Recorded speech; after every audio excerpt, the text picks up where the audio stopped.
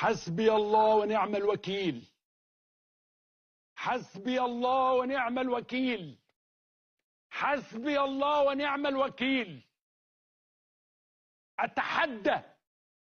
اتحدى لو في اهلاوي كان متوقع انه هيكسب دقيقة زيادة فوق الوقت اللي بدل الضايع علشان الاهلي يجيب الجول، مش ان الحكم قاصد، مش ان الحكم عايز، انما الكون عايز، البشرية عايزة.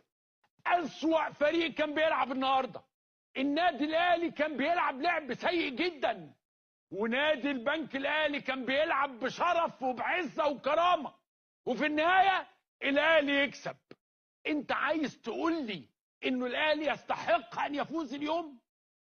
بس انا جوايا والله انا كنت بتفرج على الماتش جوه، واقف خلاص الماتش خلص، الدنيا انتهت، وهقول الف مبروك والعداله تحققت في الاستاد، وفجاه كالعاده شربناها ساده. معقول يا جماعه الكلام ده؟